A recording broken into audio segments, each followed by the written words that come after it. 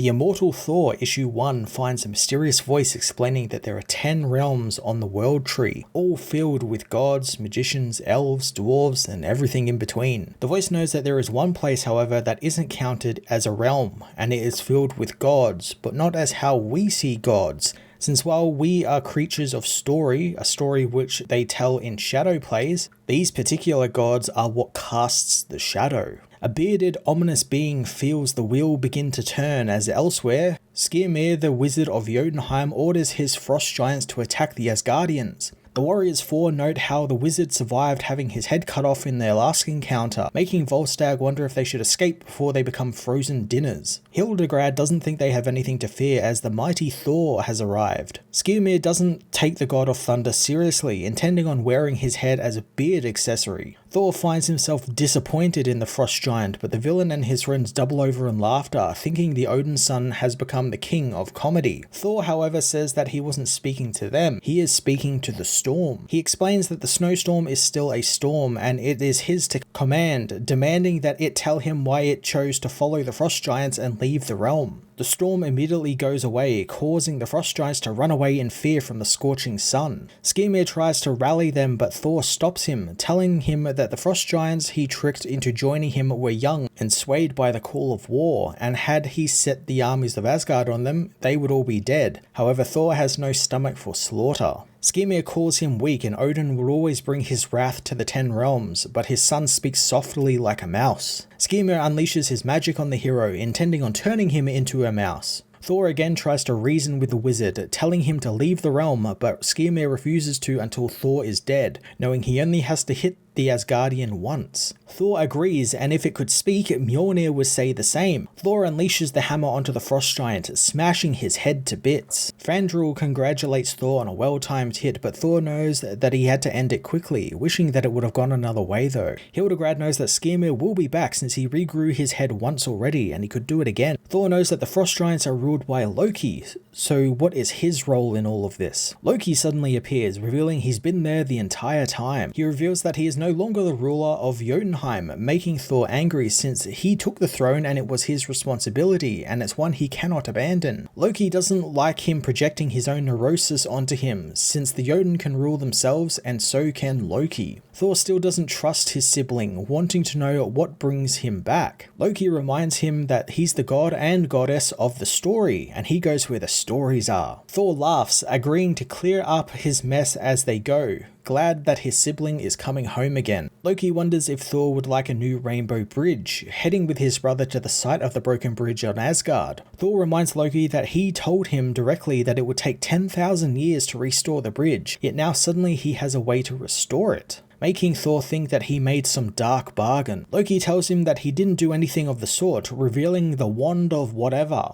finding it within the collector's vaults during an adventure he had recently. Thor lets Loki make an attempt at fixing the bridge, telling his brother that he'll stand guard in case it backfires yet again. Loki approaches the broken bridge, slamming the wand into the ground and rebuilding the entire rainbow bridge, but destroying the wand in the process, something Loki is not too pleased about, as he knows the cost it will have wrought them. Thor and Sif look over the new bridge, and Sif is happy that she'll be able to guard something that actually exists now, making Thor laugh. Thor goes to thank Loki for what he did, but he finds that his sibling has suddenly disappeared. Thor is troubled by Loki's sudden disappearance, but Sif thinks that he's chasing after a fresh problem now that the old ones are being dealt with, fearing that he'll never be comfortable on the throne or sitting still. Thor asks what she recommends, and Sif tells him to go and see his other home. Thor doesn't wait, racing down the rainbow bridge to Midgard. Thor rejoins the people of New York, signing autographs and taking pictures with them as a disembodied voice says that Thor was the soul of two worlds, his father's world of Asgard and his mother Gaia's world of Earth. The voice knows that the people love Thor, but not as a god, as a friend and a hero. Thor is soon approached by a woman who needs help with Orchis, who the hero confronts and beats down, freeing a mutant from their captivity. The god of thunder joins the mutant and their friends to celebrate their victory before taking his leave later that night. Thor heads for the Statue of Liberty, taking in the night sky alone and giving his mind a moment to wander, something he finds he very rarely gets these days. He tells himself time on Midgard has always been a river, and often when he returns, he finds years have passed and his friends are long dead. He calls to Eric Thorvaldsen, Isla Nahanda and Marvel, wanting to know what the afterlife is like for them. He knows he can't actually hear them or do that, as his powers have limits and there are forces even a god must bow to. Thor is okay with that though, as the battle is done, Mjolnir is whole again and his weight is no longer the measure of him thanks to the All-Father's magic now being his. The storm above New York begins to get more intense, so Thor tells it while it's suitable for him, it's not for the mortals he protects. He demands the storm leave and clear the skies, but suddenly the storm strikes the Statue of Liberty, obliterating it completely. Thor is thrown to the ground as he sees a giant being in the sky who grabs the lightning, telling Thor that the wheel has turned and for too long the world has stagnated and Thor has refused to change it, sleepwalking through a dream life. The being reveals that he comes from Utgard, the land of the true things, to shatter the hero's false world. He proclaims that he is Toranos, the Utgard Thor, as he throws his storms and lightnings all throughout New York, destroying airplanes and Times Square and flooding tunnels. Thor, subduing his fear, confronts Toranos, telling him that he faces the Odin son in his true element, and he calls upon his father's might to bring justice for the innocents this villain has hurt. Thor blasts the villain with his lightning, but it does little to the Utgard Thor, as a voice from before says that the earth trembled at the war that had just begun, and its thunder reached far beyond Midgard, as elsewhere, a caged man can tell their brother Toranos is awake again, wondering if the woman in front of him thinks it's all it could have been. The woman in the room is revealed to be Gaia, who tells her brother Loki that she wouldn't have unlocked what she sealed away if she didn't have any other options. The Utgard Loki remembers the last time they were freed and how it's now the stuff of dark legend, recalling how Skymir the frost giant wizard used his name and how Thor once thought Toranos before.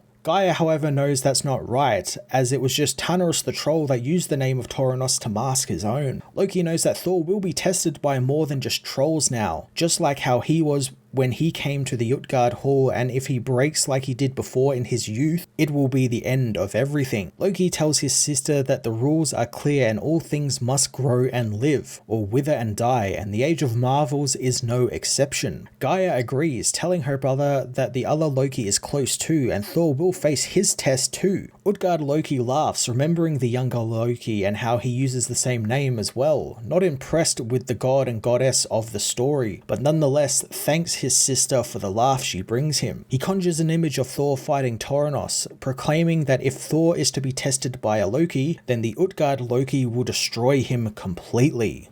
At some other time in the box, Tyr is told that his name echoes through the ages, but it too also has to go since that's the name the world calls him by. The voice asks Tyr what he thinks of the world, and Tyr tells him that it's all just a lie. The voice thinks that the god deserves better and deserves the real world, and that's what's waiting for him, and all he has to do is climb into the little box in front of him. Tyr gets into the small box, asking what happens if he doesn't care for the real world, but the voice reminds him that this is his new home, and they promise he won't like it, he will love it.